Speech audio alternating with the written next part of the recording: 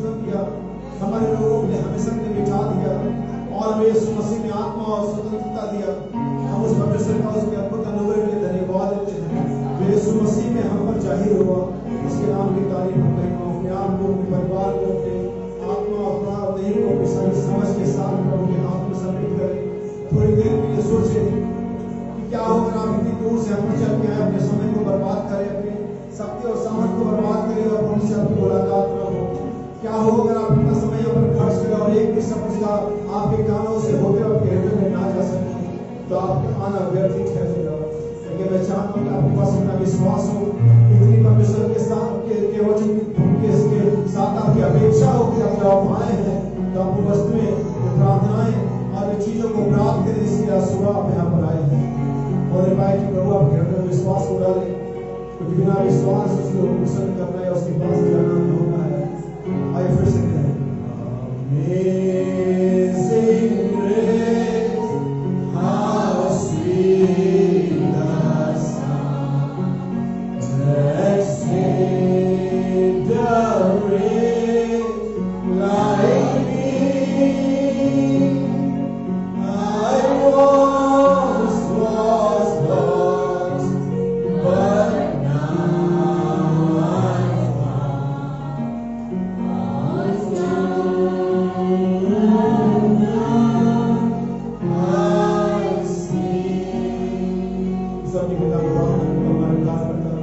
यीशु मसीह के नाम में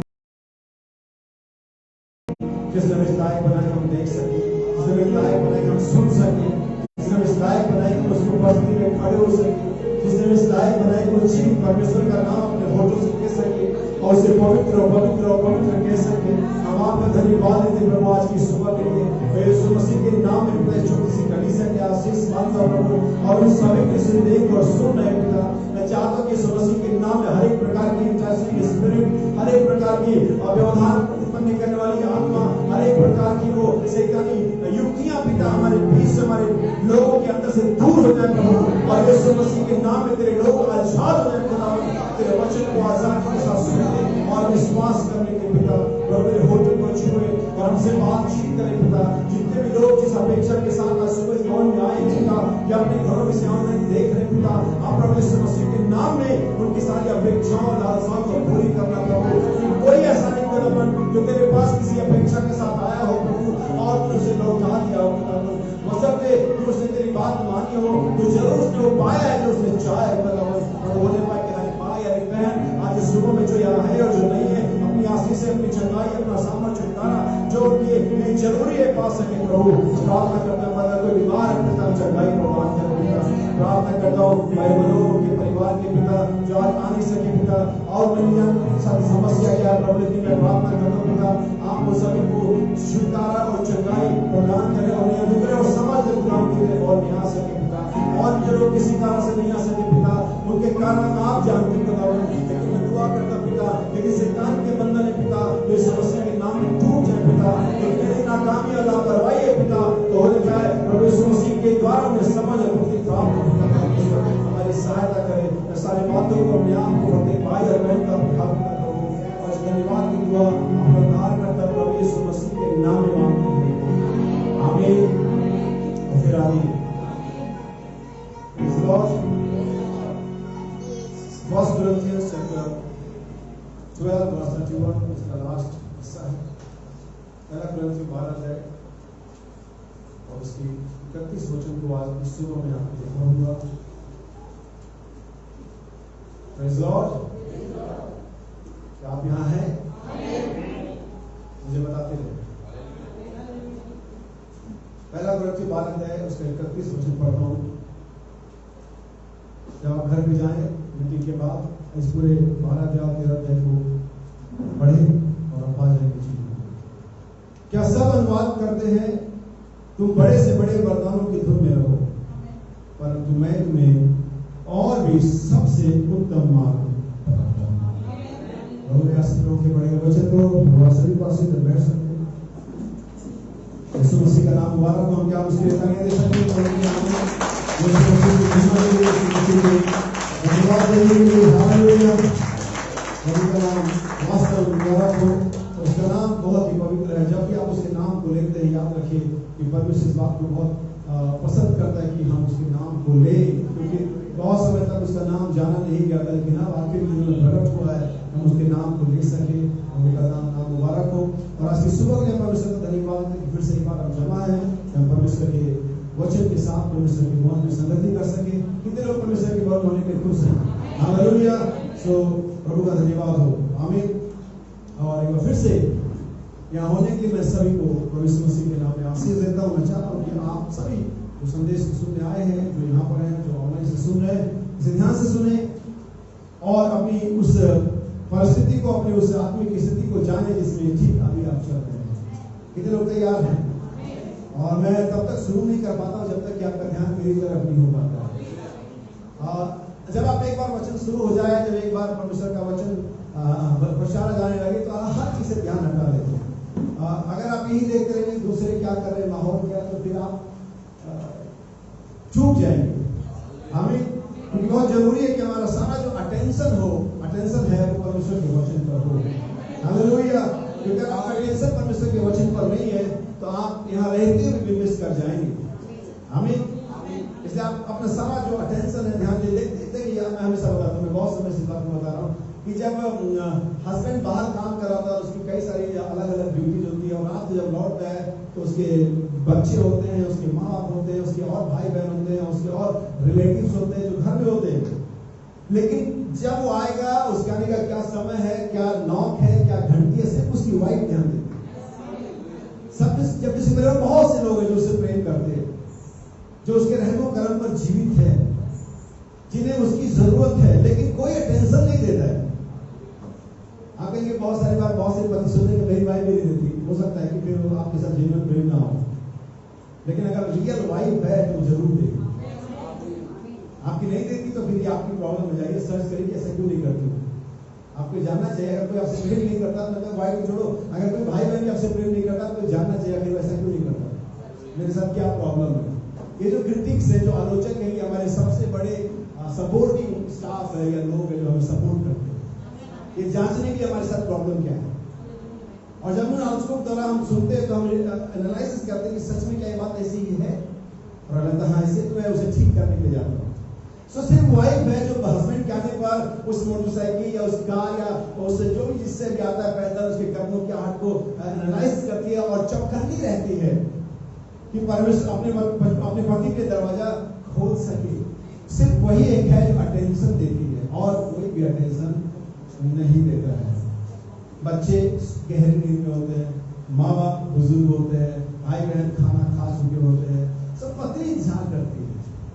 और इस सभा में, किसी भी सभा में, किसी भी कलीसिया में, मैंने कहता सिर्फ यही पर, बल्कि किसी भी कलीसिया में जब आप इसे देखते हैं और बचत के साथ वो अटेंशन नहीं देते तो हमें पाएंगे उनको कुछ नहीं मिलने जा रहा। देखिए मुझे लगभग 12 या उससे ज्यादा साल हो गए और कलीसिया में व्यवस्था को समझाते हुए। ये 4 की 4 चेयर आगे खाली है और हम बाद में आगे आएंगे और हम सब डिस्टर्ब कर देंगे।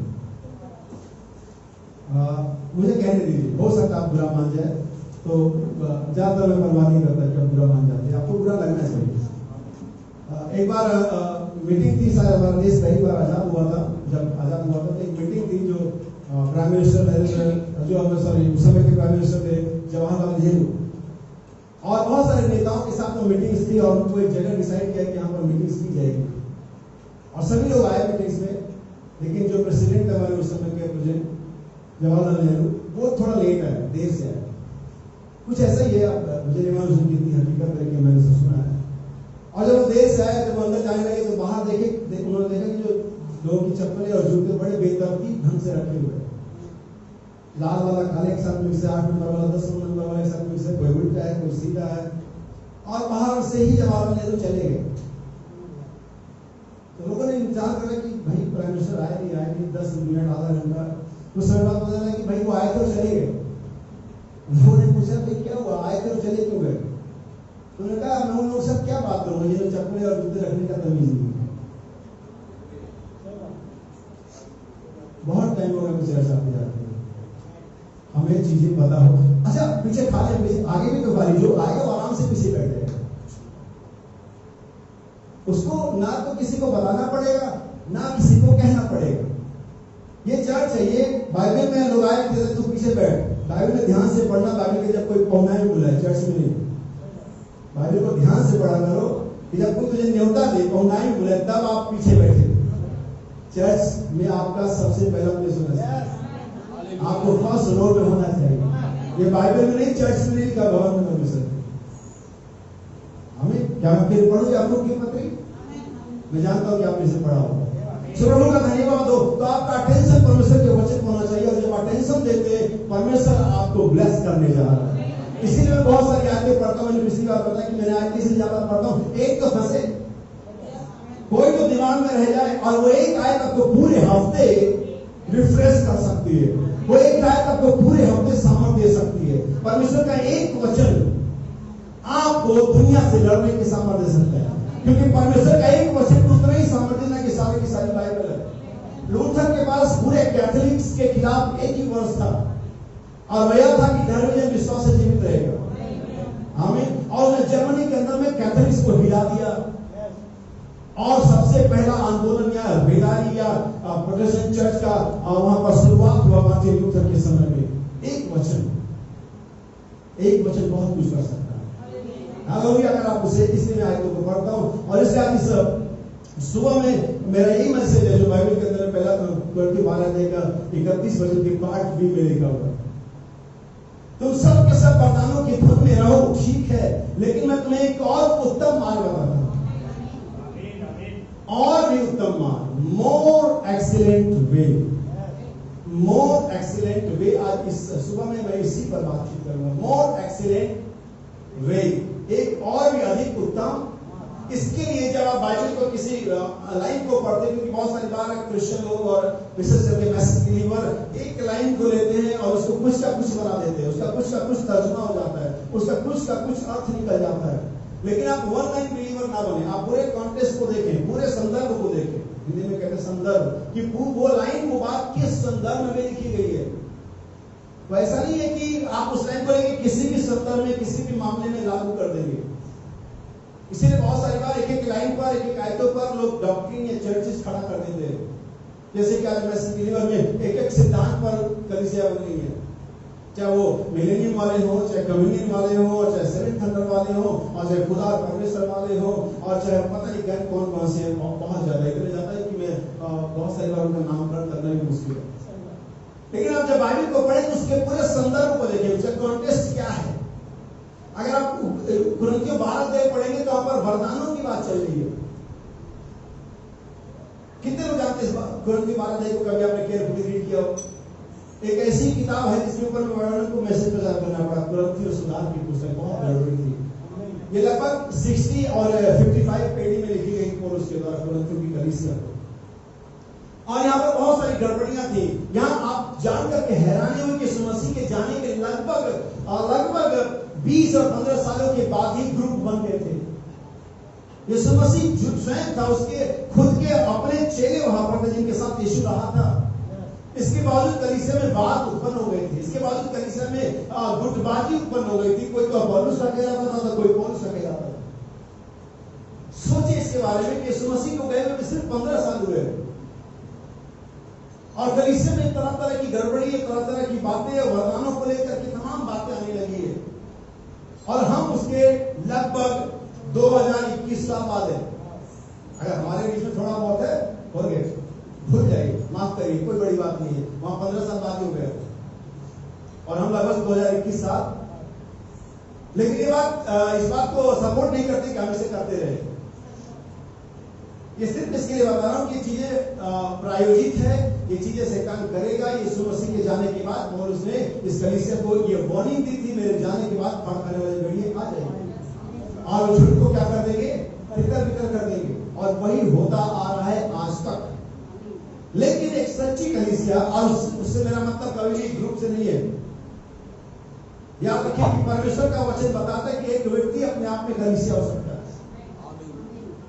क्योंकि पुराने नियम में जबकि वहां पर ग्रुपिज्म था, या एक राष्ट्रवाद था, एक देश के तरह की परमेश्वर उनके साथ डील करता था, इसके बावजूद परमेश्वर एक पर्सन के लिए, एक इंडिविजुअल के लिए राष्ट्र को धमकी देता था।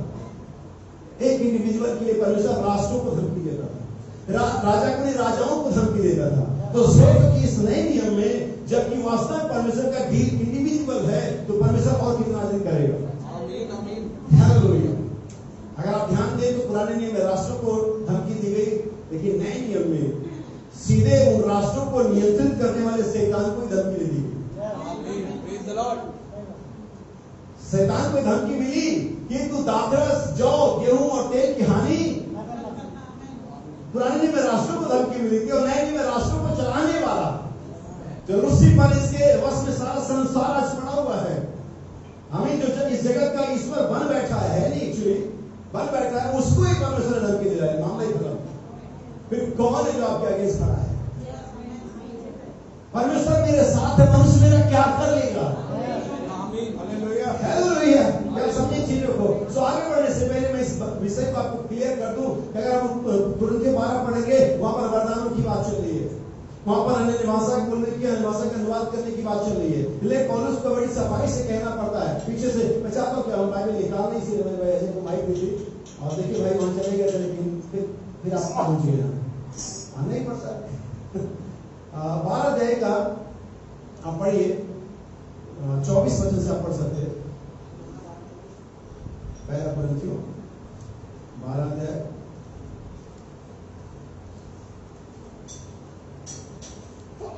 27 से पढ़ लीजिए।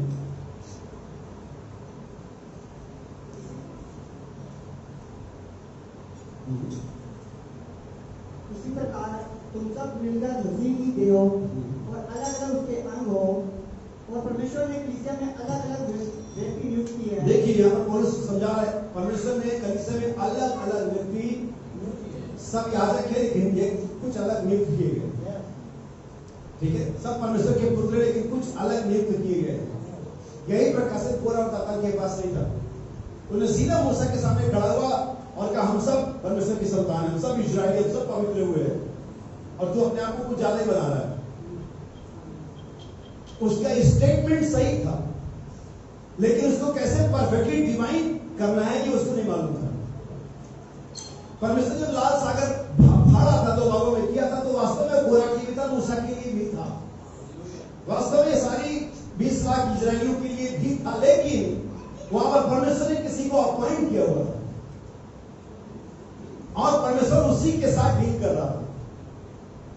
इसीलिए हमें कहता है कि आपको परमेश्वर के वचनों को डिवाइड करना आना चाहिए परफेक्टली, और सिर्फ एपोस्टोलिक मिनिस्ट्री ये काम करती है कि परमेश्वर के वचनों को परफेक्टली डिवाइड करती है। किस दिन अगर समय हो तो मैं समझाऊंगा इस चीज को। जैसे कि पौलुस ने इसी कोरिन्थियों 13 के आखिरी वचन में कहा, अभी मैं एक भाग में पहचाना गया हूं, I am no in part.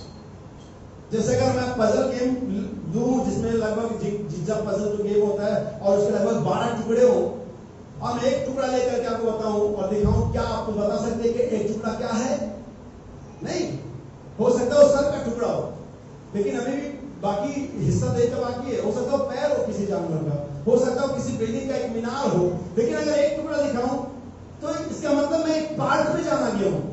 लेकिन जब धीरे से एक टुकड़ा और आपस में जुड़ जाएगा, फिर दूसरा उसमें आके जुड़ जाएगा, फिर चौथा आके जुड़ जाएगा, और सारे जब टुकड़े जुड़ जाएंगे आपके सामने एक चित्र होगा। और पौलुस एक पार्ट में जाना गया था, लेकिन टुकड़े जुड़ रहे हैं और बहुत जल्दी सीन सामने हो जाएगा। क्या समझ रहे हैं? तो पौलुस कहता है कि परमेश्वर ने इसी प्रकार देह एक ही है लेकिन अंग बहुत सारे हैं। इसीलिए मैंने बताया कि नए नियम में और यीशु मसीह के लहू के द्वारा कोई भी इंडिविजुअल परफेक्शन नहीं है। आप किसी को छोड़ करके ये सोचें कि आप सिद्ध बन जाएंगे, आप नहीं बन पाएंगे।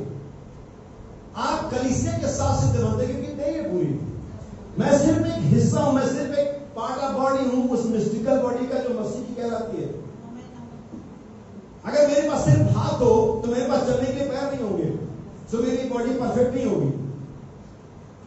अगर मेरे पास सिर्फ मुंह हो और आंख ना हो तो देखने के लिए कहां पर जाऊंगा? मुझे देखने वाला कोई चाहिए जो मुझे दिखा सके। जैसे अंधे और लंगड़े व्यक्ति ने यात्रा तय करी, अगर दोनों अलग अलग होते क्या यात्रा तय कर पाते? अब वो अंधा व्यक्ति के ऊपर लंगड़ा बैठ गया है, क्या कर रहा है? वो अंदर चल रहा है, लंगड़ा दिखा रहा है। अगर दोनों अलग अलग हो जाए तो कभी वो मंजिल में पहुंचेंगे क्या? ऐसे ही कलीसिया नहीं पहुंचेगी सिद्धा में, अगर हम सब अलग अलग हो जाए। इसके लिए जरूरी कि हम यूनाइट हों, इसके लिए जरूरी कि हम एक साथ गठे हुए हों, आत्मा के मेल के बंधन में, श्रद्धा के कटिबद्ध में आप क्या हो, गठे हुए हो, हड्डी से हड्डी, जोड़ से जोड़ क्या हो। इसलिए हम सब बहुत सारे अंग मिलकर के क्या बन जाते हैं, एक देह। और परमेश्वर ने अलग अलग व्यक्ति नियुक्त किए हैं, अपॉइंट किए हुए हैं।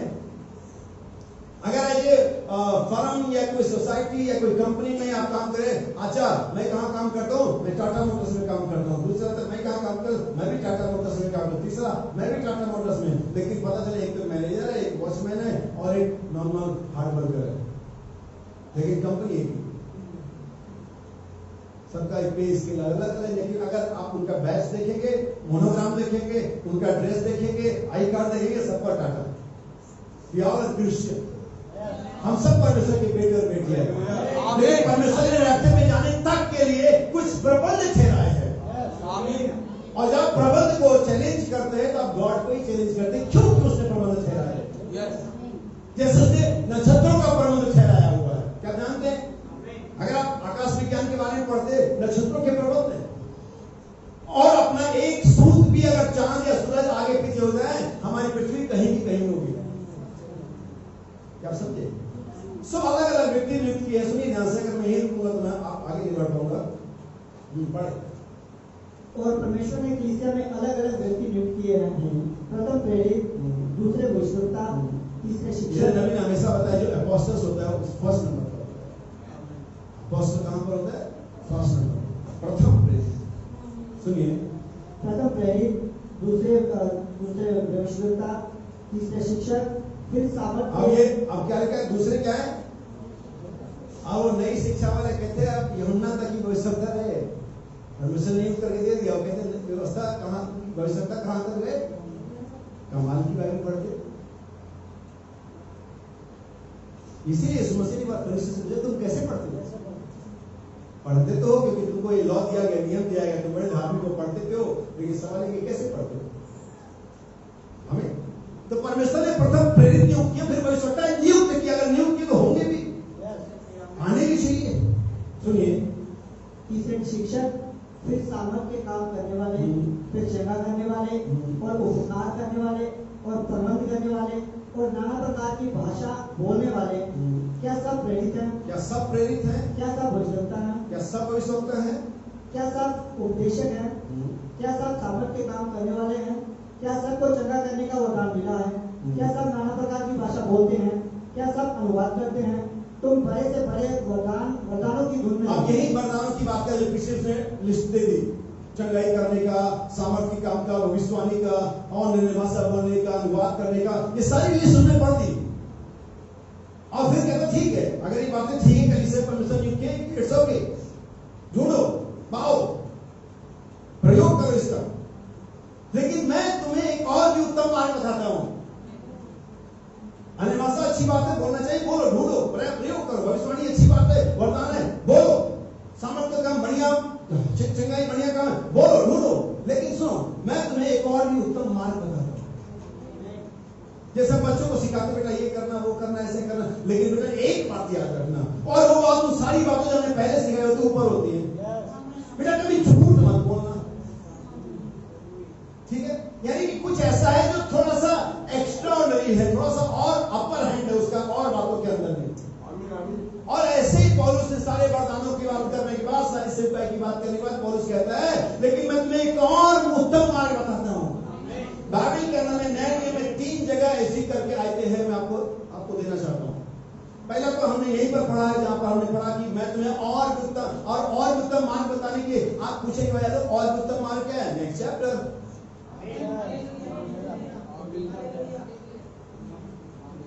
तेरा मार्ग क्या है? वैसे तो लोग कहेंगे तेरा शैतान का नंबर है, हो सकता हो, मुझे नहीं मालूम, लेकिन परमेश्वर तो चीजों को बदल देता है। Praise the Lord। जो हमारे चीजें हमारे लाभ की तब हानि की हैं, और जो हमारी हानि की हैं अभी वो लाभ की हो गई है। परमेश्वर चीजों को बदल देता है। सो मोर एक्सटेंट में क्या है? लव, प्रेम, वो उत्तम मार्ग है, सबसे उत्तम मार्ग है, जो सारे वरदानों, सारी भविष्यवाणियों, सारे सामर्थ्य के कामों, सारी सेवकाइयों, सारे निर्वासाओं, इन सबसे उत्तम मार्ग है लव, प्रेम। कौन सा प्रेम जिसका एक्सप्लेन पौलुस ने कुरिन्थियों 13 अध्याय में किया हुआ। और ये लव ऑर्डिनरी लव नहीं है, ये प्रेम साधारण प्रेम नहीं, ये प्रेम अगापो प्रेम है, न कि फिलियो लव है। आमेन आमेन आमेन। इस प्रेम में रिस्पांस का कोई वैल्यू नहीं है। इस प्रेम में आप उसे करेंगे और नहीं करेंगे, ये कोई भी इसमें कोई इसका इंडिकेट नहीं। इसमें हमें कह सकते हैं ये वन साइडेड लव है, ये अनकंडीशनल लव है। हालेलुया। ये परिस्थितियों पर आधार लव नहीं है, ये बिना परिस्थितियों वाला अनकंडीशनल लव है। और इसी प्रकार से इब्रानियों 10 अध्याय के अंदर में लिखा हुआ है, व्यवस्था आने वाली अच्छी वस्तुओं का प्रतिबिंब है। कौन? यानी व्यवस्था अच्छी वस्तुओं की ओर, गुड थिंग्स की ओर क्या कर रही थी? इशारा कर रही थी। हमने पहला देखा कि मोर एक्सलेंट वे, और हमने कहा गुड थिंग्स। क्या हम कुछ सम बेटर थिंग्स भी देख रहे हैं? Hebrew chapter 11 verse 40। आप चाहे तो इब्रानियों 10 आप नोट कर सकते, बाद में से पढ़िएगा अपने घर में। हिब्रू चैप्टर 11 वर्स 40, इब्रानियों का 11 अध्याय 40 वचन। क्योंकि परमेश्वर ने हमारे लिए पहले से एक उत्तम बात, एक उत्तम मार्ग, एक उत्तम बात। और क्या चाहिए? परमेश्वर अपने लोगों को उत्तम से उत्तम चीजें देता है। अगर आप पढ़ेंगे सामने 103 क्या ना पढ़ो उसे 103 5 उसकी 5वीं ये आयत मेरे नोट में गिरेगी। ठीक है, अभी इस समय के लिए आप इसे अच्छी तरह से समझ जाएंगे। वही तो तेरी लालसा को उत्तम पदार्थों से, वही तो मेरी लालसा को उत्तम पदार्थों से, ऑर्डिनरी चीजों से नहीं, लोकल चीजों से नहीं, हालेलुया, ब्रांडेड उत्तम पदार्थों से क्या करता है? अब परमेश्वर ने जो कुछ भी हमें दिया है एग्जैक्टली वो सारे उन चीजों से जो पुराने समय पाई जाती थी उनसे उत्तम है। चाहे वो बातें हो, चाहे वो रास्ता हो, चाहे वो बलिदान हो, चाहे वो आराधना हो, और चाहे वो कुछ भी क्यों ना, वो सब कुछ उत्तम है। वही अपनी लालसाओं को उत्तम पदार्थों से तृप्त करता है। हम कई बार हमारे पास पैसा नहीं होता, हमारे पास पोजीशन नहीं होती, हमने बच्चों को कई बार बढ़िया चीजें नहीं दे पाते, जानते हुए कि इस आइसक्रीम में सैकरिन ज्यादा है, ये पता नहीं कौन से पानी से बचा, चूंकि जेब में पैसे नहीं, तो चलो तुम्हारा तो रोना बंद हो जाए तो करके खा लो। परमेश्वर ऐसा नहीं करता, हमें वो उत्तम से उत्तम देता है। जो चीजें उसने हमें दी है दुनिया में आप कुछ भी बेच करके या कुछ भी अर्जित करके प्राप्त नहीं कर सकते। जो उद्धार हमें उसने दिया है, आप कोई भी काम करके धार्मिकता को से प्राप्त नहीं कर सकते थे। जो आपके पापों की माफी हुई है उसके लिए आप कुछ भी पे नहीं कर सकते थे, क्योंकि कुछ भी उसके बदले उसकी क्वालिटी में उसके समान होता ही नहीं, आप पे कर सकते होते। उसके लिए सिर्फ एक ही चीज थी जो पे की जा सकती थी, और वो था ब्लेमलेस ब्लड। और दुनिया में कोई व्यक्ति ब्लेमलेस नहीं है। अगर मानव जीवन में हर मास वाले देह में कोई व्यक्ति ब्लेमलेस हुआ, उसका नाम सिर्फ प्रभु यीशु मसीह है। आप किसी भी रिलीजन में जाइए, हर व्यक्ति के ऊपर एक दोष है, हर व्यक्ति कहीं ना कहीं इन्वॉल्व है, चाहे वो क्रिश्चियनिटी में हो, चाहे वो जुडाइज्म में हो, चाहे हिंदुइज्म में हो, किसी भी रिलीजन में जाइए, हर व्यक्ति कहीं ना कहीं दोष के साथ है। लेकिन हमारा प्रभु यीशु मसीह कभी भी दोष नहीं, कोई भी दोष इस बार स्वयं कहती परमेश्वर ने हमारे लिए, किसके लिए बात कर रहा है? कलीसिया के लिए बात कर रहा है, नए नियम के लिए बात कर रहा है, उनके लिए जो यीशु मसीह विश्वास करते बात हमारे लिए एक उत्तम बात कर रहा है। इट मींस उनके पास जो लॉ था, जो सैक्रिफाइस थे, जो भी चीजें थी वो उत्तम नहीं थी, साफ नहीं। अब आइए इब्रानियों की पुस्तक की थोड़ी सी व्याख्या कर ले, क्योंकि बहुत जरूरी है कि इब्रानियों की पुस्तक की व्याख्या को समझे। भाई बहनों के संदेश इब्रानियों की पुस्तक की व्याख्या, और मुझे लगता है 7 सील के बाद ऐसा कोई सबसे मोटी किताब हुई यही हुई। हमें इसके 7 अध्याय तक ही भाई बहनों ने व्याख्या करा, लेकिन हम है 91वें अध्याय में। हमें और जो व्याख्या मैं आज सुबह में आपके सामने रखने जा रहा हूं, हो सकता है आपको इस किताब में ना मिले, लेकिन आप इसे समझ जाएंगे। इब्रानियों की पुस्तक मूल रूप से 4 भागों में बांटी गई है।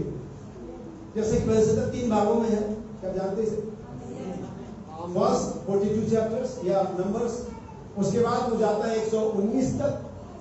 119 सबसे लॉन्गेस्ट चैप्टर है बाइबल के अंदर, या नंबर है, साम नंबर 119। उसके बाद वो जाता है 150। वैसे ही इब्रानियों की पुस्तक 4 भागों में बटी हुई है, या बल्कि हमें कहेंगे 5 भागों में बटी हुई है। इसका पहला जो भाग जाता है चैप्टर 1 और 2, ये स्वर्गदूतों और व्यवस्था के बारे में वर्णन करता है। सबसे पहली बात जो इसका मिस्ट्री है वो ये है कि इब्रानियों की पुस्तक का लेखक कौन है मालूम नहीं। हालांकि हम बैठे या भाई ब्रनम के द्वारा जानते इसका लेखक पौलुस है, लेकिन लॉजिकली आप नहीं जानते। और एक इसका दूसरा भाग है कि ये किसको लिखा है ये भी नहीं मालूम है। Hebrews, just Hebrews. ऐसा नहीं कि कुरिन्थियों के कलीसिया के नाम बदली, ऐसा नहीं कि इब्रानियों की कलीसिया के नाम बदली, जस्ट हिब्रूज। यानी यहां पर अगर आप ध्यान से पढ़ेंगे तो इस पुस्तक में जितना पुराने नियम को एक्सप्लेन किया गया है, जितना याजकीय पद्धति को एक्सप्लेन किया गया है, जितना बलिदानों को एक्सप्लेन किया गया है, जितना विश्राम दिन को एक्सप्लेन किया गया है, जितना पुराने नियम की प्रतिष्ठा दी गई, उतना और किसी पुस्तक में नहीं है। इस पुस्तक में कुछ ज्यादा ही परमेश्वर की व्यवस्था के बारे में, न्याय के बारे में, स्वर्गदूतों के बारे में, याजक पद्धति के बारे में, बलिदान के बारे में, इस पुस्तक में कुछ ज्यादा ही लिखा गया है। मैं ये सोचता हूं, या मेरा ये मानना है कि ये पत्री उन यहूदियों को लिखी गई थी जो क्रिश्चियनिटी में बिलीव करने लगे थे, जो कन्वर्ट हुए थे क्रिश्चियनिटी में, जिन्होंने यीशु मसीह पर विश्वास किया था। क्योंकि ऑलमोस्ट ज्यूज, यहूदी लोग यीशु मसीह विश्वास नहीं कर रहे थे। लेकिन पौलुस की सेवकाई के अंतर्गत, क्योंकि सिर्फ पौलुस एक ऐसा चेला मुझे नजर आता है, या ऐसा प्रेरित नजर आता है पुराने शुरुआती कलीसिया में, जो व्यवस्था को भारी भांति जानता था।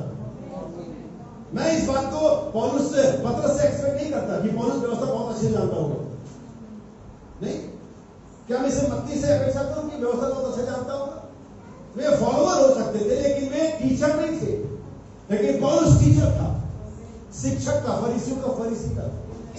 गमलीएल के कदमों में उसने यहूदी शास्त्र की, तौरात की व्यवस्था की शिक्षा पाई थी।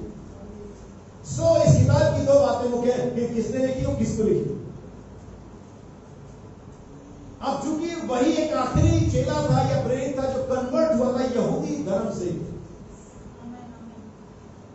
नहीं, जिसका नाम शॉल था पहले, तो ये बाय फेथ हम कह सकते हैं अपने समझने के लिए। फिर भी मैं आपको सजेस्ट करूंगा कि बहस मत करना कि पौलुस ने लिखी, कह देना अननोन ऑथर।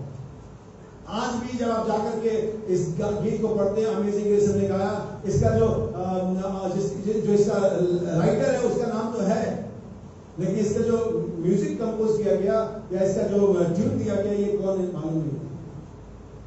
याद रखिए इस चीज को। इसका पहला हिस्सा है, पहला अध्याय, दूसरा जहां पर एंजल्स और व्यवस्था के बारे में, स्वर्गदूतों और व्यवस्था के बारे में बताया गया। इस चीजों को ध्यान दीजिए तभी आप समझ पाएंगे चीजों को। इसकी शुरुआत ऐसे होती है कि पुराने दिनों में परमेश्वर ने बाप दादा से नबियों के द्वारा बातें करी।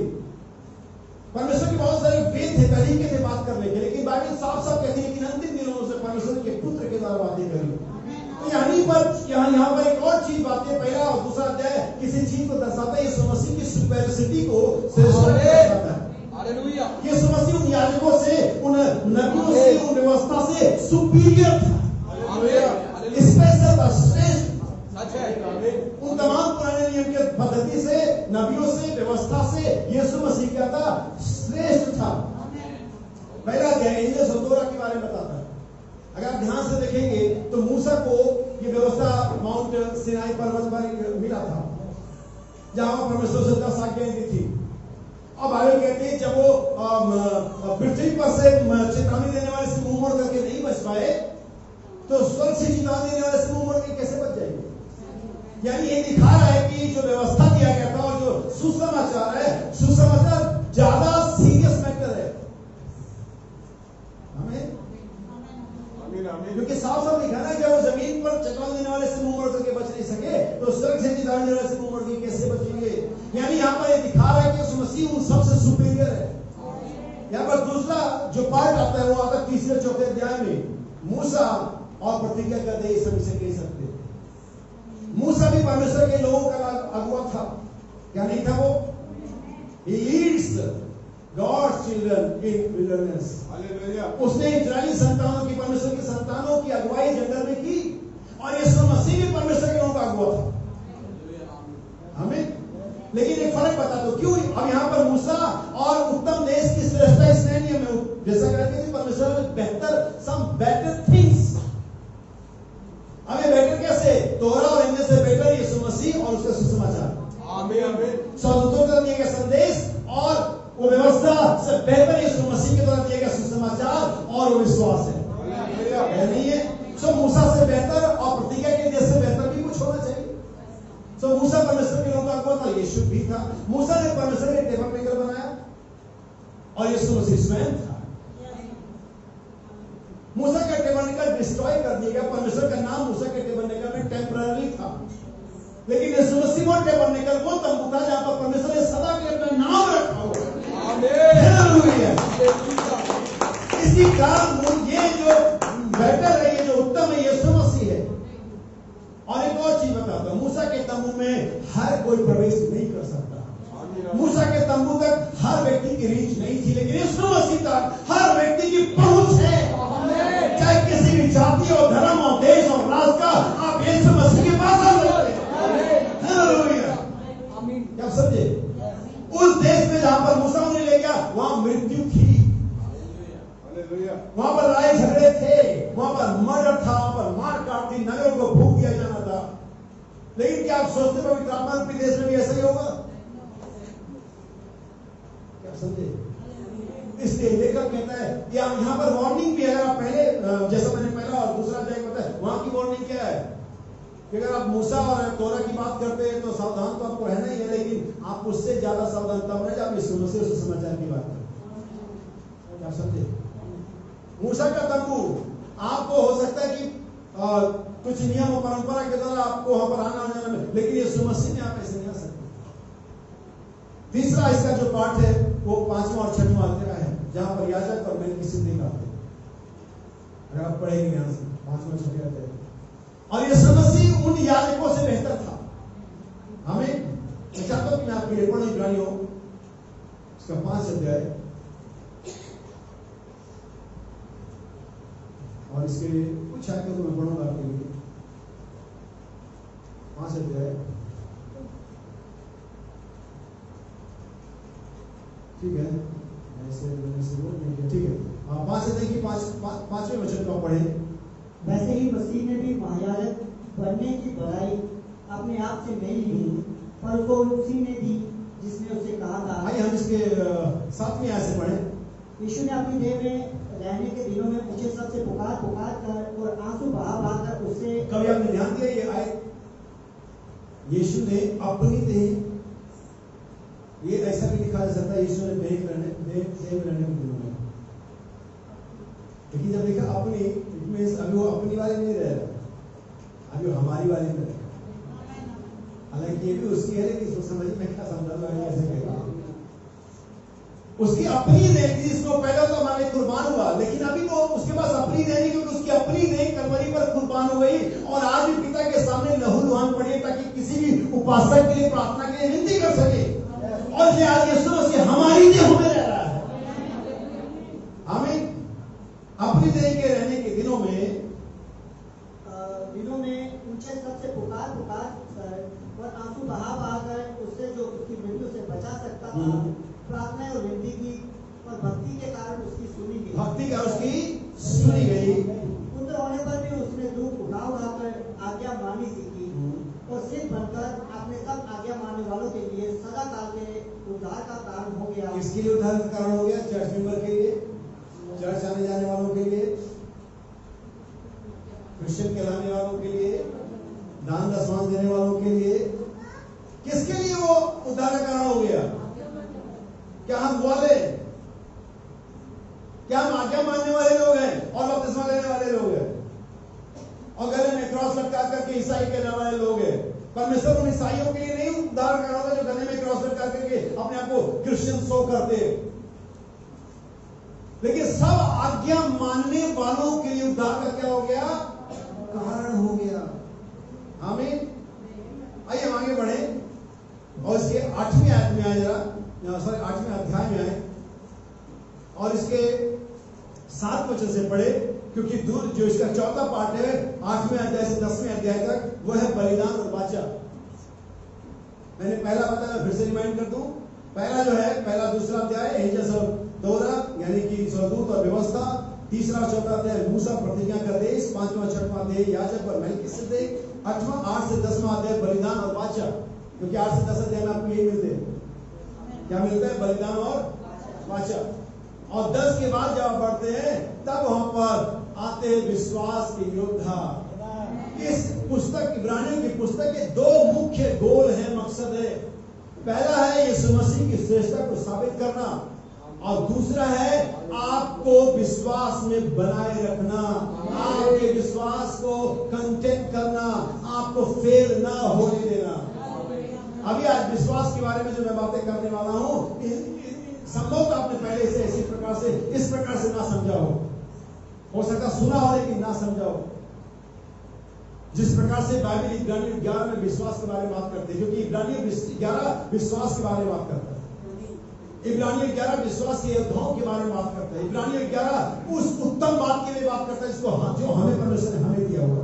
सो बाइबल अगर पुराने नियम में, तोरा में जाए, व्यवस्था में जाए, बाइबल कहती तू ये नहीं करना, तू वो नहीं करना, तू ये नहीं करना, तू वो नहीं करना, सारा कुछ आप पर है, क्या नहीं है? तू झूठ नहीं बोलना, तू व्यभिचार, दाऊ साहब तू नहीं करना। भाई हम तो कुछ भी वैसे नहीं कर पाएंगे। मनुष्य क्या कर सकता है? मनुष्य से नहीं हो सकता ये। अब व्यवस्था कि तू ये नहीं करना, तू वो नहीं करना, तू चोरी नहीं करना, तू व्यभिचार नहीं करना, तू अपने लिए कोई मूर्ति खोद कर तू मुझे छोड़ और किसी को ईश्वर करके ना मानना।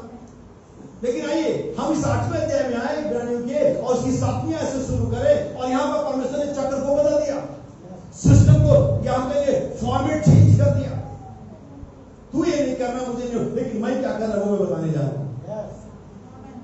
हालेलुया। सुनिए, क्योंकि यदि वह पहली वाचा जहां पर तू नहीं करना, पहली वाचा तू नहीं करना। आइए हम दूसरी वाचा देखें, क्योंकि हम बात करें more excellent way, some better things, some good things. सुनिए, क्योंकि यदि वो पहली वाचा निर्दोष होती तो दूसरी के लिए अवसर ना ढूंढा जाता। हाँ। पर वह उन पर दोष लगाकर कहता है, प्रभु कहता है, कौन कहता है? प्रभु कहता है, देखो वे दिन आते हैं और वो यहाँ है। कौन? वे दिन, वे समय, वो युग, वे दिन आते हैं और वो दिन आज यहाँ है। वे दिन आते हैं कि मैं इस्राएल के घराने के साथ और यहूदा के घराने के साथ नई वाचा बांधूंगा। यह उस वाचा के समान ना होगी, कि तू नहीं करना। हाँ। जो मैंने उनके बाप दादों के साथ उस समय बांधी थी, जब मैं उनका हाथ पकड़कर उन्हें मिस्र देश से निकाल लाया। एग्जैक्टली पौलुस माउंट सिनाई की बात कर रहा है। हालेलुया। तू चोरी नहीं करना, तू विचार नहीं करना, तू झूठ नहीं बोलना, तू किसी के घर का लालच नहीं करना। जब ये वैसे नहीं सकी, मैंने उनको तब किया था जब मैंने उनका हाथ पकड़ के निकाला था। लेकिन क्योंकि वे मेरी वाचा पर स्थिर ना रहे, इसलिए मैंने उनकी स्तुति ना ली। प्रभु यही कहता है। याद रखिए, आज बहुत सारे लोग, क्रिश्चियन लोगों की प्रॉब्लम क्या है कि वो अपनी प्रार्थनाओं में कहते हैं, जब वो परेशान होते हैं, जब उनकी दिक्कतें बढ़ जाती है, कहते हैं आप मेरी प्रार्थना क्यों नहीं सुन रहा है? साफ साफ लिखा हुआ है, क्योंकि मेरी वाचा पर स्थिर नहीं है। आप स्थिर नहीं है तो परमेश्वर के वचन पर तो लोगों की प्रार्थना कैसे सुनेगा? हालेलुया। मैंने उनकी स्तुति क्यों नहीं? क्योंकि मेरी वाचा पर स्थिर। आज भी परमेश्वर किसी ऐसे बिलीवर की स्तुति नहीं रखेगा या आपकी प्रार्थना नहीं सुनेगा जब तक कि आप उसके वाचा पर स्थिर नहीं रहेंगे।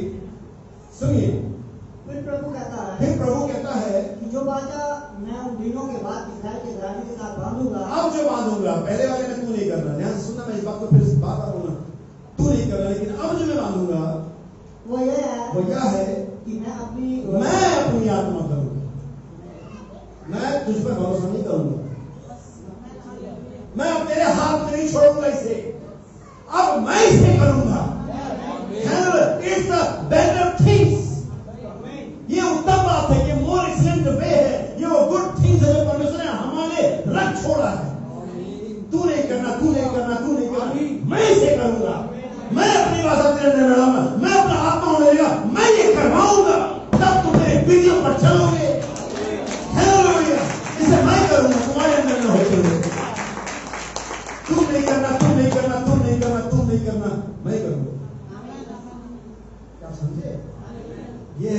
बात परमेश्वर ने हमारे लिए, इसका मतलब है मेरा जो होता है, मेरी जो इंपॉर्टेंस है वो मूसा से बेहतर है क्या? हाँ है। आपको डाउट है? चुप रहो। मतलब भैया लोग मेरा होता अब्राहम से बड़ा? यस, नो डाउट, क्योंकि हमारे बिना वे सत्ता को नहीं पहुंचेंगे। उनको मेरे लिए रुकना पड़ेगा, मुझे उनके लिए नहीं रुकना है। परमेश्वर ने हमारे लिए नए नियम की कलीसिया के लिए यीशु के लहू से धोए गए लोगों की एक उत्तम बात ठहरे कि वे भी अब्राहम, अनोख, मूसा, वे सारे हमारे बिना सिद्धा को ना पहुंचे। हालेलुया।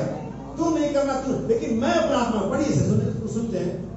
वो ये है कि मैं अपनी व्यवस्था को उनके मनों में डालूंगा और उसे उनके हृदयों पर लिखूंगा। उनसे उनके हृदयों पर पहली बार पत्थर की तख्तियों पर लिखी गई, लेकिन अभी मैं हृदयों पर, वो पत्थर की तख्तियां भी 2 टैबलेट स्टोन थे, 2 स्टोन थे।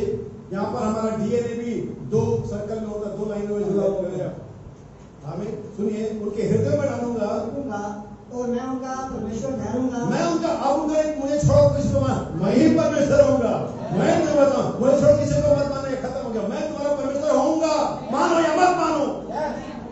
हालेलुया। जब ये बात आपको समझ आ जाएगी तो कैसे कोई इनकार करेगा कि मेरा परमेश्वर होगा। हालेलुया। तुम मुझे परमेश्वर करके मानना, दूसरों को मैं परमेश्वर होऊंगा, जबरदस्ती होऊंगा। क्या समझ रहे? हालेलुया। सुनिए, वे मेरे लोग होंगे। वे मेरे लोग होंगे। अब जबरदस्ती तुम मेरे लोग होंगे, by force of the Holi spirit. आमीन। नहीं मानोगे तुम लोग, फोर्स लगाना पड़ेगा। आमीन। पहले तुमको मैंने बेलगाम छोड़ा हुआ था, लेकिन अभी मैं तुम्हें बेलगाम नहीं छोड़ूंगा। अभी मैं फोर्स लगाऊंगा, पवित्र आत्मा का फोर्स। मेरे लोग होंगे, ना सिर्फ मैं उनका परमेश्वर हूं, बल्कि मेरे लोग होंगे। और हर एक अपने देश वाले को और अपने भाई को यह शिक्षा ना देगा, या शिक्षा ना देगा, तब कोई किसी को सिखाएगा नहीं,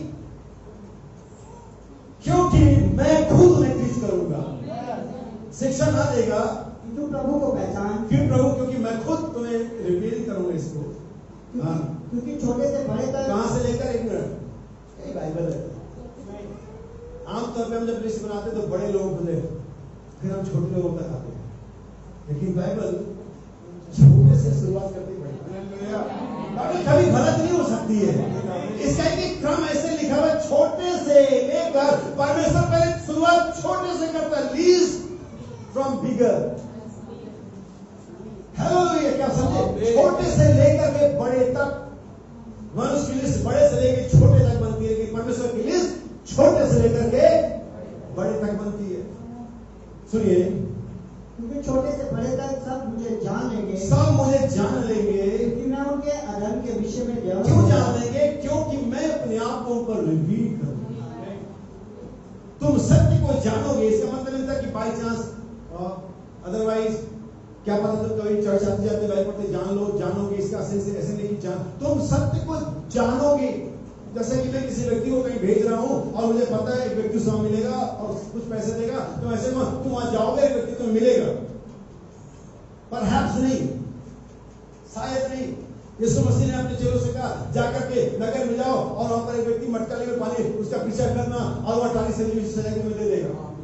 यीशु मसीह ने कहा, और एक नगर में जाओ और तुम्हें गधी का बच्चा मिलेगा, खोल लाना। और अगर पूछे कि क्या कर रहे हो, तो कहना इसको स्वामी को प्रयोजन है। अब मान लो नए जमाने में यीशु मसीह आता और उनसे कहता, जाओ फलाना चौराहे पर तुम्हें एक बाइक मिलेगी, चाबी लगी होगी, उठा लाना। प्रभु सब ठीक है, कुछ और काम बता, ये बड़ा पिट जाऊंगा खाली होली में। ये पैसे तो था, उन्होंने बाइक में थी तो गधा को दिया, उन्होंने सवारी ऐसे थे जो उनकी यातायात के साधन थे, गधे घोड़े और खच्चर वगैरह ही थे। आप जाकर के खोल रहे हैं, आप कल्पना करिए उन चेलों के अंदर में कोई डर रहा होगा कुछ भी। मैं नहीं सोचा कोई डरे होंगे कहीं, वो तो सोच रहे थे खोलने अभी तक कोई आया नहीं। 2-4 गांठ खोलने का सोचे, अभी आप तो आ जाओ, तीसरा गांठ खोलते ही आ गया। क्या कर रहे हो? प्रभु को प्रयोजन, ठीक है, आप प्रभु के काम में निकलो तो सही। आप तो डरते, पता नहीं साहब छुट्टी देगा नहीं देगा, माना तुमने छुट्टी मांगा फिर नहीं देगा, नहीं वो देते नहीं, वो सुनते नहीं, सब अपने मन में कहानी करके बैठ जाते हैं। लेकिन ऐसा करना गलत होगा। कोशिश करना आपका काम है, परमेश्वर की सफल करना। हमें स्वाभाविक है कि छोटे से लेकर बड़े तक जान जाएंगे। क्या समझे चीजों को? आइए मैं आगे बढ़ूँ, आपके लिए आयत पढ़ता हूँ, इब्रानी 10:19 में। बहुत सारी आयतें पढ़ने के लिए, लेकिन मैं थोड़ा सा आगे बढ़ता हूँ। 10:19। इसलिए हे भाइयों, जब हमें यीशु के लहू के द्वारा उस नए और जीवते मार्ग से नए और जीवते मार्ग से, कैसे? नए और जीवते मार्ग से। ये था मोर एक्सीलेंट वे।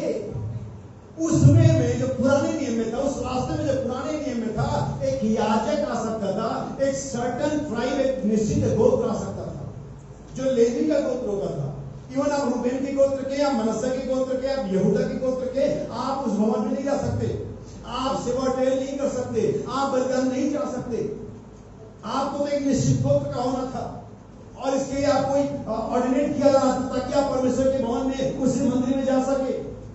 लेकिन ये नया मार्ग है, जीवता मार्ग है, उत्तम मार्ग है। अब मैं 7 बातें हैं जिसको मैं उत्तम बताने जा रहा हूं, ध्यान से नोट कर ले। क्या ये अजीब बात है कि सातों में सातों के आपको वचन दे सकता हूं? पहला उत्तम मार्ग, लेकिन अगर मैं सारे के लिए वचन दूंगा, आप जानते समय बहुत सारा लग जाएगा।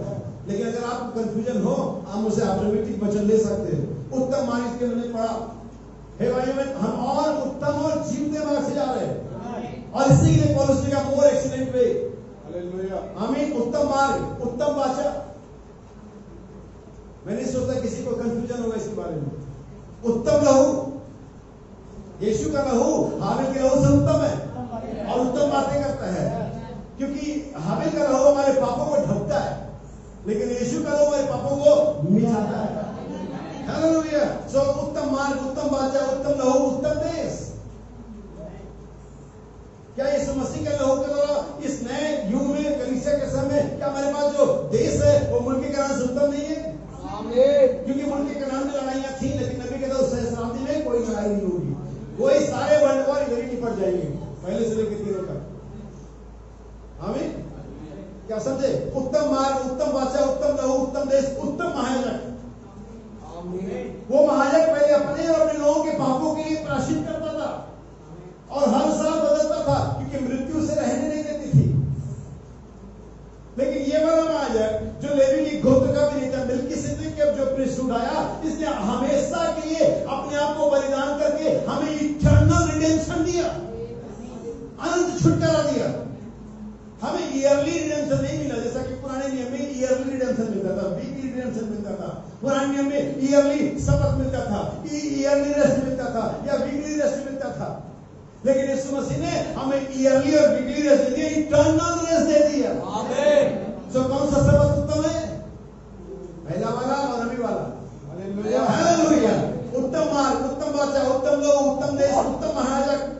उस महायाजक को कोई छू नहीं सकता था, आमीन आमीन। लेकिन इस महायाजक को अपनी सारी निर्मलता के साथ छू सकते हैं। हालेलुया। उत्तम पुनरुत्थान, आमीन। अभी मैं आऊंगा इस पर। उत्तम या सिद्ध तंबू, हमें पुराने तंबू में, इसी अगर आप इब्रानी 9 पढ़ेंगे तो पौलुस पुरान, सॉरी इसके लिए कोई ऐसा व्यक्ति, ऑर्थोडॉक्स व्यक्ति सुन रहा हो कि पौलुस इब्रानी 9 में, तो कहेगा पौलुस ने लिखा। तो ठीक है, इब्रानी 11 में 9 में पौलुस ने पुराने दिनों की चर्चा करी। पुराने तंबू में भी सेवा के नियम थे। मर्तबान में बराबर मन न था, सोने का मर्तबान था, और वाचा की तख्तियां थी, और हारून की छड़ी थी, वगैरह वगैरह। तो ये जरूरी है कि इस नए वाले तंबू में भी चीजें हो। हमें क्या नहीं है सर, यकीनन से। तो ये 7 चीजें जो उत्तम है। आइए हम थोड़ा सा आगे चले और इब्रानी 11 निकाल लें, और इसके 36 वचन से होना चाहिए। कुछ कंट्रास्ट है, कुछ ऐसी चीजें हैं जो बड़ी मार्केबल है, क्योंकि उस विश्वास के बारे में जहां पर इब्रानी 11 बात कर रहा है, वो कुछ इस प्रकार से। इसके 32 से भी पढ़ सकते हैं, 32 से पढ़े। अब और क्या कहूं, क्योंकि समय नहीं रहा कि अगर आप ध्यान से पढ़ेंगे तो एक विश्वास की गवाहियों में जो पहला पैसेज आता है, उसमें 2 तरह के पैसेज हैं। पहले 4 गवाहियां हैं, हाबिल, हनोक, नूह और अब्राहम। ठीक है। उसके बाद मूसा आता है, और ये लाल सागर तक चलता है। और जैसे ही लाल सागर का सीन ओवर हो जाता है, जैसे ही व्यवस्था दी दी जाती है, वैसे ही जो लिस्ट आती है वो शॉर्ट लिस्ट है, जस्ट नामों को मेंशन किया गया है। क्या था आप समगर के बारे में, आप बाराक के बारे में नहीं जानते, जस्ट नाम मेंशन कर दिया गया, इफ्ता, बाराक और सैमुएल, अब हम लोग नहीं। इन चीजों को समझना चाहिए कि ऐसा क्यों है, लेखक ने बड़े तरीके से इसे सेट किया, बल्कि मैं कहूंगा पवित्र आत्मा ने उस लेखक के द्वारा इसे बड़े परफेक्टली यहाँ पर डिजाइन किया। वो सुनिए, अब और क्या कहूँ, क्योंकि समय नहीं रहा कि गिदोन का और बाराक और शिमशोन का और येफ्ता का और दाऊद और शमूएल का और भविष्यवक्ताओं का वर्णन करूं। इन्होंने विश्वास ही के द्वारा राज्य जीते, धर्म के काम किए, प्रतिज्ञा की, रोशनी प्राप्त की। किसके द्वारा? यहाँ पर विश्वास का पॉजिटिव सीन है कि विश्वास किया और चीजों को प्राप्त किया। सुनिए फिर से, सिंहों के मुंह बंद किए, आग की ज्वाला को ठंडा किया, तलवार की धार से बच निकले। तलवार की धार से बच निकले। इस वाले लाइन को अपने दिमाग में हाईलाइट कर लीजिए, थोड़ा पॉज कर लीजिए। तलवार की धार से, अगर मेरे पास प्रोजेक्टर या कुछ भी स्क्रीन होती तो मैं इसको हाईलाइट करके अगर आपको दिखाता, बड़ी इजीली समझ में आता, लेकिन पिक्चर हमें ज्यादा अच्छे से समझा देते। शब्द के मुकाबले जो पिक्चर होते हैं बहुत अच्छे समझ आते हैं। तलवार की धार से बच निकले, निर्भरता में डुबंत हुए, लड़ाई में वीर निकले, विदेशियों की बोझों को हाथ बढ़ाया। स्त्रियों ने अपने मरे हुओं को फिर जीवित पाया। कितने तो मार खाते खाते मर गए और छुटकारा न चाहा, इसलिए कि उत्तम पुनरुत्थान के भागी हो। इसलिए उत्तम पुनरुत्थान के भागी हो। यही तो उत्तम पुनरुत्थान है, यही तो उत्तम है जो पहले नहीं था। अब यहाँ पर आपका ये विश्वास का जो पॉजिटिव पहलू है, सीन है, वो होता है समाप्त। वर्ष 36 तक 35 में विश्वास का जो चमकीला पहलू है, जिसको हम विश्वास कहते हैं अभी तक। अच्छा, उसका विश्वास नहीं था, वो मर गया, ऐसा बाइबल बताती है क्या? या हम सोचते हैं वो विश्वास में कमजोर था इसलिए वो चंगा नहीं हुआ, उसके बच्चे नहीं बचे उस घटना में क्योंकि विश्वास में कमजोर था। ऐसा बाइबल बताती है क्या? ये हमारी सोच है। जो विश्वास का चमकीला पहलू है वर्ष 35 में हो जाता, खत्म। आइए विश्वास का दूसरा पहलू देखिए, वर्ष 36। कई ठट्ठों में उड़ाए जाने। विश्वास था इनकी, ये गवाही विश्वास के बारे में लिखी जा रही है। ये मत सोचना कि ठट्ठे में उड़ाएंगे तो विश्वास नहीं था। ठट्ठे में अगर विश्वास है तो ठट्ठे में उड़ाए जाओगे, हमें तो नहीं उड़ाएगा, तो शायद तुम्हारे पास परफेक्ट फेथ नहीं। ठट्ठों में उड़ाए गए और कोड़े खाने, वन बांधे जाने और कैद में पड़ने के द्वारा परखे गए। लेकिन पहले जो चमकीला पहले था उसमें लिखा था कैद से बच निकले, यहाँ कैद में पड़े। कैद से बच कैसे निकले थे भाई? फेथ। कैद में पड़ कैसे गए भाई? फेथ। तलवार से आई पड़े, पथराव किए गए, आरे से चीरे गए, उनकी परीक्षा की गई, तलवार से मारे गए, तलवार से बच निकले बाय फेथ, तलवार से मारे गए बाय फेथ। आमीन। यह है विश्वास का दूसरा पहलू। ऐसा नहीं है कि बच निकले तभी विश्वास है। परमेश्वर ने उसी विश्वास का किसी को बच नहीं करने दिया और उसी विश्वास का मन नहीं है ताकि विश्वास की गवाही हो। जो जान देने तक विश्वासी रहे, हो सकता है कि विश्वास के द्वारा जान चली जाए। विश्वास नहीं आना चाहिए, जान जाए तो जाए। हमें क्या हमने सुना होगा ना, देवांगी गवाही यीशु।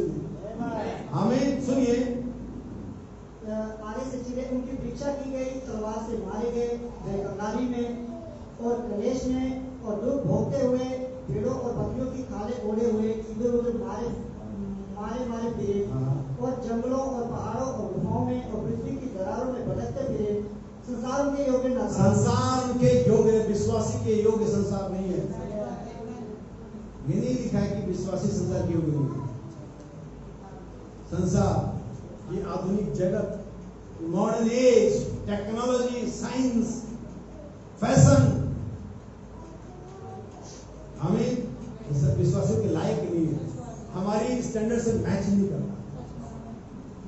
जिस स्टैंडर्ड के हम हैं या विश्वासी होते हैं, उसे संसार की सभ्यता मैच नहीं करती। बहुत लो स्टैंडर्ड है संसार का, बहुत ही लो।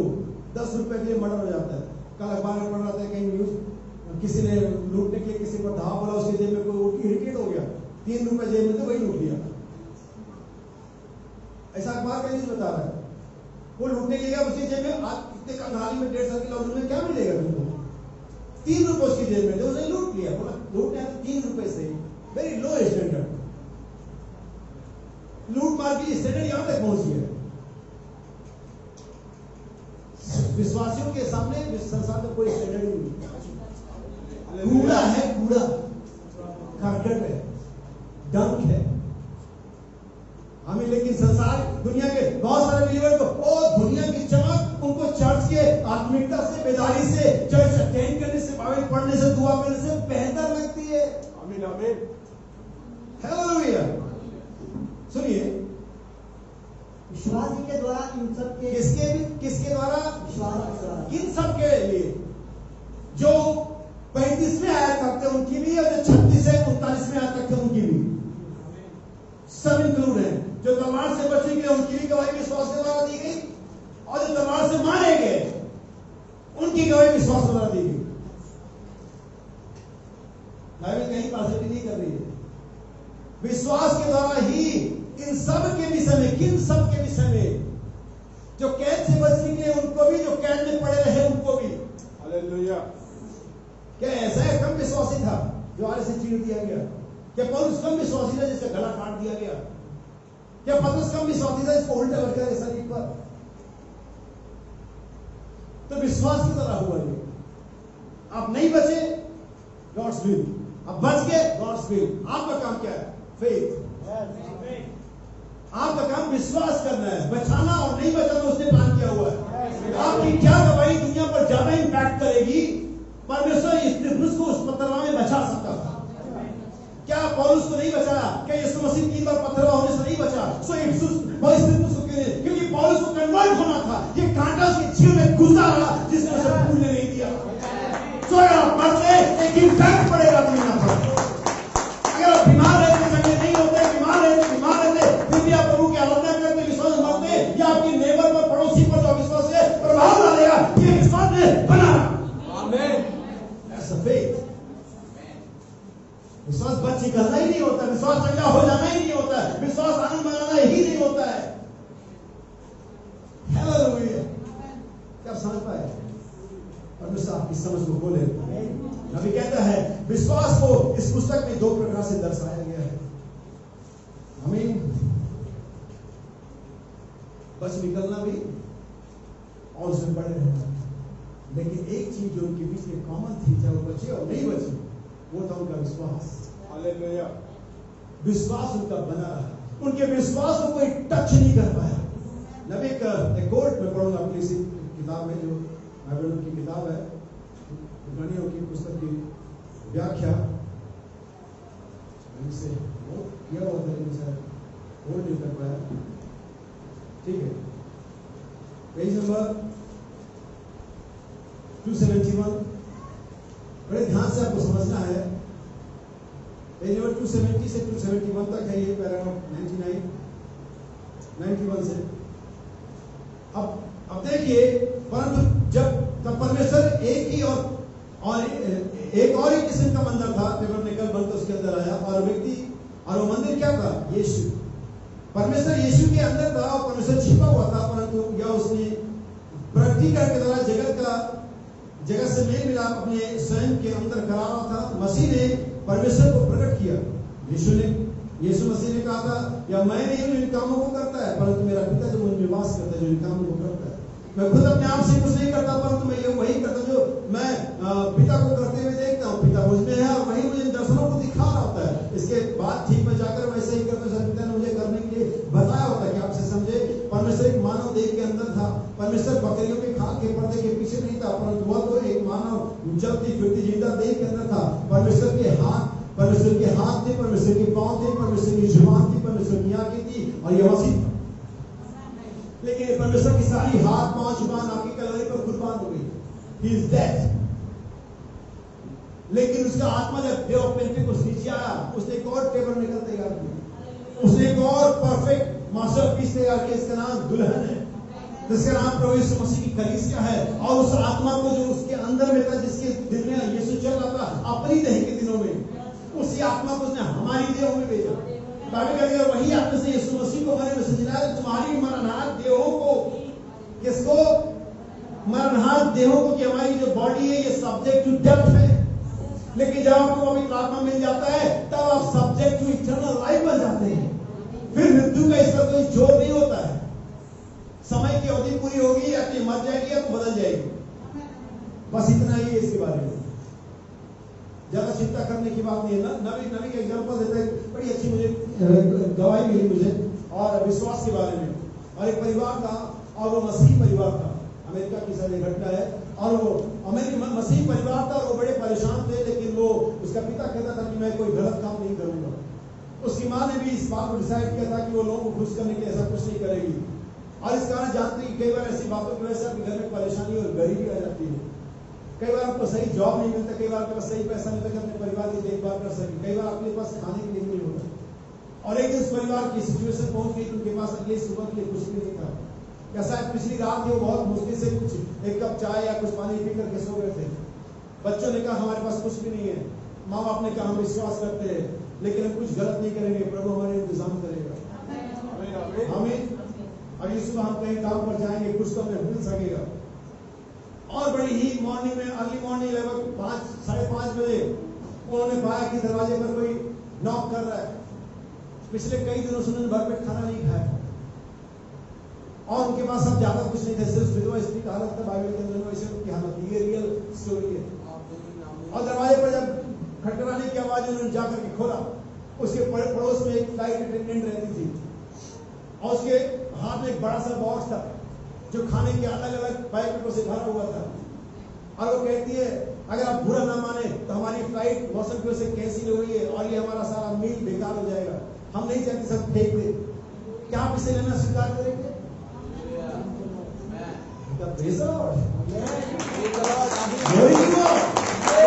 अब उनके पास कई हफ्तों के लिए खाना था और सिर्फ खाना नहीं, बेहतर मील था जिन्हें आप पैसा देकर के भी खाना चाहेंगे तो शायद ना मिले। अब उनके पास बेहतर खाना था। और ऐसा परमेश्वर हमारे जीवनों में करता है। आपको अपनी की स्टोरी सुनाता हूँ। कहीं भाई ठीक है, हो सकता आपका विश्वास बढ़े। 2002 की बात है, मैं गोरखपुर में रहता था, प्रचार का कार्य करता था। और एक भाई जो विश्वासी भाई है, जो भी यहाँ पर कलीसिया चला रहा है, उसके घर में रहता था। उसका एक छोटा सा कमरा उसने मुझे दिया हुआ था जिसमें प्लास्टर शायद हुआ हुआ था और मेरे लिए बहुत अच्छा था, काफी था। और मुझे फोन आया, भाई साहब मैं जगह नहीं बताऊंगा वरना हो सकता वहां तक पहुंच जाओ, मैं नहीं चाहता कि ऐसी चीजें हो।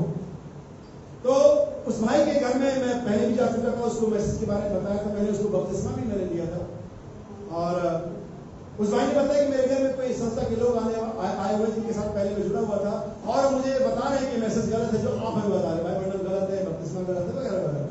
तो क्या आप आएंगे कि आप उनसे बातचीत करें? मैंने कहा यस, मैं बिल्कुल आऊंगा। और मेरे पास उस दिन में शायद 110 रुपए कुल मेरी जेब में थे। और गोरखपुर से लखनऊ का जो टिकट था वो लगभग जहां तक मुझे अच्छी तरह से याद है 79-80 रुपए के आसपास था। और स्टेशन 4 बाग स्टेशन से उस घर तक जाने के लिए मुझे लगभग 15 से 20 रुपए जरूर लगते, यानी कि पूरा 110 रुपया उस घर में जाने तक खत्म हो जाना था। और वही हुआ और वहां पहुंचा। लेकिन उस भाई का जो जैसे उसे डील करना चाहिए था मेरा उनके बीच में बातचीत को या अपनी चीजों को बताना चाहिए था, वैसा उसने बताया नहीं। और इससे मेरा दिल बड़ा उदास हुआ। मैंने कहा इस भाई को जिस तरह से परिचय कराना चाहिए था, जिस तरह से बातचीत करानी चाहिए थी, वैसा उसने कराया नहीं। और मैंने सोचा कि मैं इससे पैसे नहीं मांगूंगा।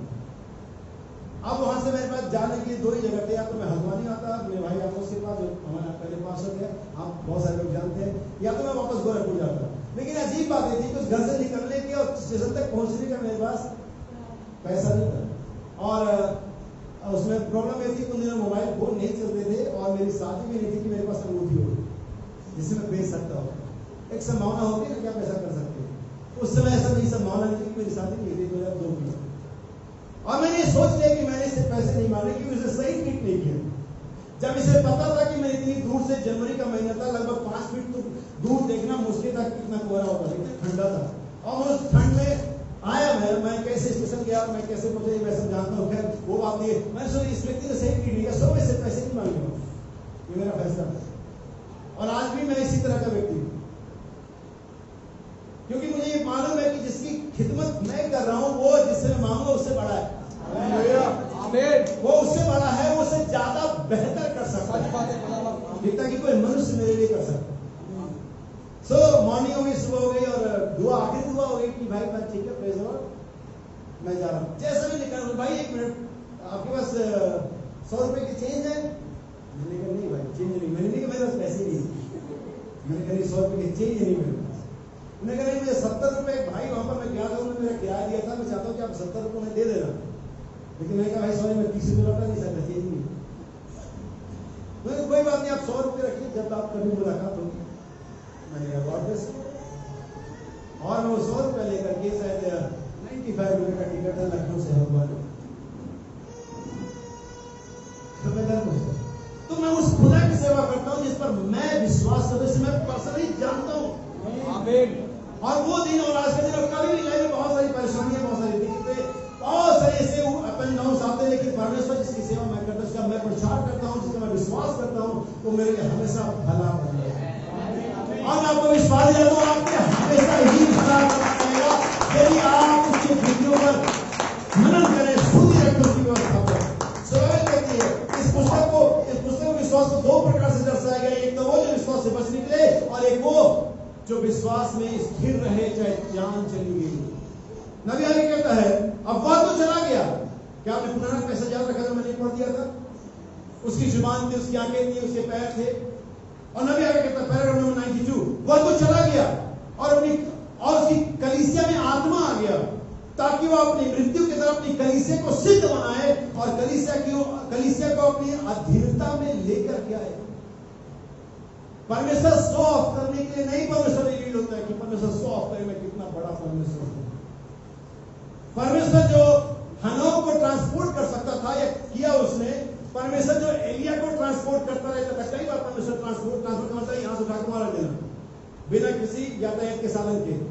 परमेश्वर जो नए नियम में फिलिप को ट्रांसपोर्ट करता था, कभी यहां से कभी वहां तक, वो परमेश्वर इस्राएलियों को एक बार में मिस्र से कनान में ट्रांसपोर्ट कर देता। लेकिन परमेश्वर का काम शो ऑफ करना नहीं है, क्यों दिखाए ऐसा कर सकता हूं।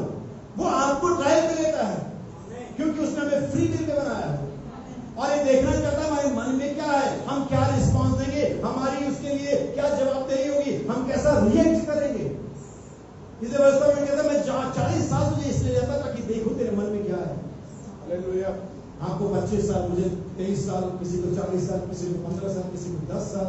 परमेश्वर देख रहा है कि आप क्या है, आपका रियल बीइंग क्या है, आप परमेश्वर के बारे में क्या सोचते हैं।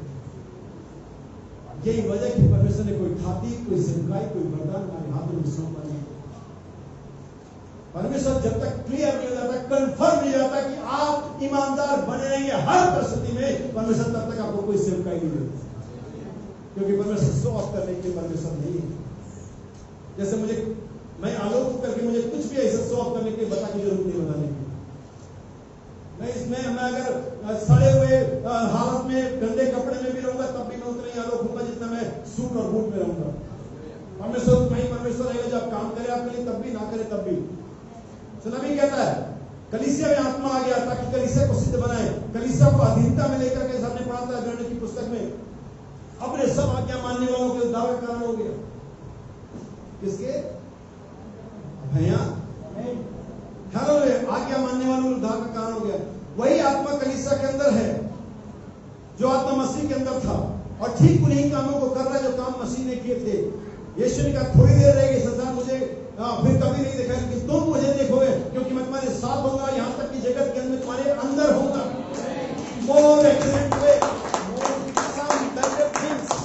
वो हमारे अंदर है। नबी आगे कहता है पेज नंबर 271 पैराग्राफ 93, और नबी उसी इब्रानियों की पत्री का कोड देता है, परंतु जब मसीह आने वाली अच्छी वस्तुओं का मायजक होकर के आया तो उसने और भी बड़े और सिद्ध मुंह में होकर के जो हाथों का बना हुआ नहीं था, अर्थात सृष्टि का नहीं था। आमीन। उसका जन्म कैसे हुआ? कुमारी की तरह, आउट ऑफ फिजिकल डायमेंशन। इस दुनियावी के आयाम के बाहर यीशु का जन्म हुआ, इसलिए वो इस दुनिया का नहीं था। इसलिए यीशु ने कहा मैं जमीन का पृथ्वी का नहीं हूं, मैं नीचे का नहीं, लेकिन मैं ऊपर का हूं। और अगर वो ऊपर का है तो उसके कुछ और भी लोग हैं जो उसके ऊपर, उसके समान ऊपर के। नबी आगे कहता है बकरी और बछड़ों का लहू नहीं जिससे हमारे विवेक शुद्ध नहीं होते, लेकिन यीशु के लहू की तरह blameless blood, the blood of God. Jewish blood नहीं, जेंटाइल ब्लड नहीं। लोग मुझसे कहते कि यीशु मसीह यहूदी था, बाइबल में कहीं भी ऐसा नहीं लिखा हुआ है। मैं आपको बड़ी मार्केबल चीज दिखाता हूँ। General Matthew, gospel of Matthew, आप टाइम की तरफ ना देखें, आपके पास अनंत जीवन है। हालेलुया, आमीन। और फिर आमीन। और इसके कुछ आयतों को मैं आपके लिए जरा हाईलाइट करता हूँ। Chapter 1 verse 5। आमतौर पे जब जेनेरोलॉजी में, वंशावली में डाउन किया गया तो सिर्फ पति के या पिता के नाम लिखा गया है, लेकिन दो ऐसे कारण है जहां पर मां का नाम भी जोड़ा गया है। सुनिए, इनके इनफैक्ट 3 औरतों का नाम वंशावली में जोड़ा गया है। अगर आप यीशु मसीह की बैक काउंटिंग वंशावली देखेंगे तो आमतौर पर ये वंशावली में मां का या फीमेल का नाम होना जरूरी नहीं है, लेकिन यहाँ पर किसी वजह से मेंशन किया गया। सुनिए वर्स 5। सलमोन और राहाब से बोआज उत्पन्न हुआ, और बोआज और रूत से ओबेद उत्पन्न हुआ। देखिए यहाँ पर 2 औरतें हैं, राहाब और सलमोन, और रूत और बोआज। लेकिन अगर आप ध्यान देंगे तो दोनों को कंबाइंड लिखा गया, रूत और बोआज से, सलमोन और राहाब से। ठीक है, समझ में आ रही है आप लोगों के? पढ़ लिया, सलमोन और राहाब, बोआज और रूत। वर्स 15, बल्कि 16 से पढ़े। याकूब से यूसुफ उत्पन्न हुआ, हाँ, और मरियम का पति था, और मरियम से यीशु जो मसीह कहलाता है उत्पन्न हुआ। यूसुफ किधर गया? यूसुफ कहाँ से आया? जो मरियम का पति था। हाँ ना, ऐसा नहीं लिखा कि यूसुफ और मरियम से, जैसा कि सलमान और राहब से, जैसा कि बोअज और रूत से, वैसा इधर नहीं लिखा। इसलिए मैं कहता हूँ यीशु यहूदी नहीं था, क्योंकि पुराना नियम, पुराना तंबू, पुरानी व्यवस्था सिर्फ यहूदियों को दी गई थी। लेकिन यीशु मसीह, परमेश्वर ने जगत से ऐसा प्रेम किया कि अपना इकलौता पुत्र दे दिया ताकि जो कोई विश्वास करे वो नाश न होने, अनंत जीवन को।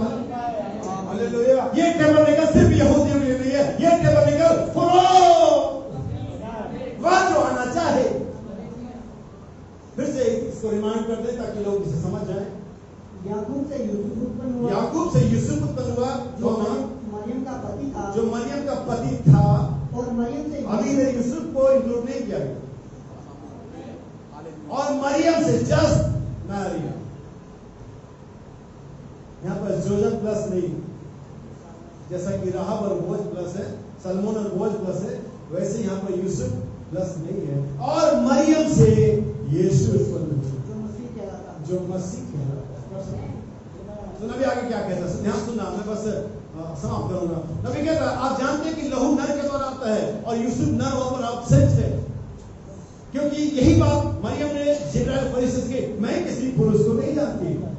सो वहां पर फिजिकली जो मेल है, जो पुरुष है, एब्सेंट है, और जो हीमोग्लोबिन है वो नर से आता, मेल से आता। इसके बाद किसी ने कहा ये यीशु तो यहूदी था। जी नहीं, वो यहूदी नहीं था, वो हमारा युद्धार तो यहूदी लहू की द्वारा नहीं हुआ है। परमेश्वर बाइबल तो काम के अंदर कहते हैं परमेश्वर के लहू के द्वारा, और परमेश्वर यहूदी नहीं है, परमेश्वर परमेश्वर है। अगर आप पहले 4 गवाहियां पढ़ेंगे इब्रानियों के अंदर में, वे यहूदी नहीं थे। हनोक का खतना नहीं हुआ था, खतना अब्राहम से स्टार्ट। अब्राहम इब्री था, यहूदी नहीं। इन चीजों को समझना पड़ेगा। इब्री क्या होता है, यहूदी क्या होता है, इजरायली क्या होता है, यहूदा का राजा, इजराइल का राजा क्या होता है, समझना पड़ेगा। हालेलुया। ध्यान सुनना, वो यहूदी नहीं था। वो हमारा लहू, हमारा उद्धार किसी यहूदी लहू का नहीं, जी नहीं, हमारा उद्धार ऐसा नहीं है। यदि हमारा उद्धार यहूदी लहू के द्वारा हुआ है तो फिर हम अभी नाश हो जाएंगे, या हमें नाश हो जाना है। यीशु का लहू ना तो यहूदी था ना अन्य जाति, हुआ तो परमेश्वर पिता आत्मा एक देखा। क्या कभी किसी ने परमेश्वर को देखा? नहीं, परंतु पिता एक इकलौता पुत्र जो उसे प्रकट करता है। नबी आगे कहता है पैराग्राफ 94-95, अब कलीसिया को चाहिए कि वह परमेश्वर को प्रकट करे, यह दिखाए कि परमेश्वर क्या है। लेकिन कलीसिया 99% टाइम ये दिखाती कि वो क्या है, हम क्या हैं, हमारी कलीसिया क्या है, हमारा सिस्टम क्या है, हमारा क्वायर पार्टी क्या है, हमारा प्रचारक कैसा है, हमारा बिल्डिंग कैसा है। लेकिन कलीसिया को चाहिए कि दिखाए परमेश्वर क्या है। इसी मकसद के लिए कलीसिया को बुलाया गया है। कलीसिया को चाहिए कि दिखाए कि परमेश्वर क्या है। हम ऐसा कैसे करते हैं? हम तो खुद अपने को संस्थागत कर लेते हैं। कोई कहेगा मैं इससे कोई सरोकार नहीं, हम तो मेथोडिस्ट हैं, हम तो बैप्टिस्ट हैं, हम तो एंटीमेसेज हैं, हम तो ये और वो हैं। हमें कहता हम कुछ नहीं है, हम बेटे और बेटियां हैं। इब्रानियों की पत्री कहती है, पहला कोरिन्थियों 12:31 कहते हैं, मैं तुम्हें एक और भी उत्तम मार्ग बताता हूँ। और जब उत्तम मार्ग बताना शुरू किया तब उसने लिखना शुरू किया, चाहे मैं स्वर्गदूत हूं और स्वर्ग की भाषा बोलूं, चाहे मैं अपने वतन को चलने के लिए दे दूं, चाहे मैं अपनी संपत्ति कंगालों को बांट दूं, चाहे मेरे पास इतनी समझ और हर प्रकार के भेदों को समझूं और प्रेम ना रखूं तो मैं कुछ नहीं दूंगा। आपके गिफ्ट्स, आपके वरदान, आपकी मसीह के अंदर में वो सारे टैलेंट जो आप दिखा सकते हैं, वो आपको कहीं नहीं लेकर के जाएंगे। वो प्रेम जो परमेश्वर ने आपके प्राणों में डाला है, दाऊद कहते तुमने प्रेम करना किसी से सीखा नहीं है। एक वजह की कोई हम आज देखते हैं, बहुत सारी बार कलीसिया में अच्छे लोग भी होते हैं और आप उन्हें वॉच करते हैं और कहते हैं वो तो बड़ा मिलनसार है, वो तो बड़ा ऐसा हॉस्पिटलिटी के अंदर उसका तो बड़ा अच्छा ऐसा है, लेकिन आप तो सीख नहीं सकते। क्यों? क्योंकि हमने सीखा नहीं है, क्योंकि सीखा नहीं जा सकता।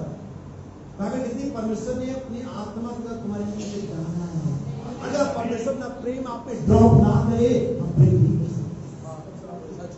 हम बहुत सारी बार चीजों को देखते हैं, चीजों को सुनते हैं, हम उन्हें अच्छा भी मानते हैं, लेकिन उन्हें फॉलो नहीं कर पाते क्योंकि हमारे अंदर नहीं है।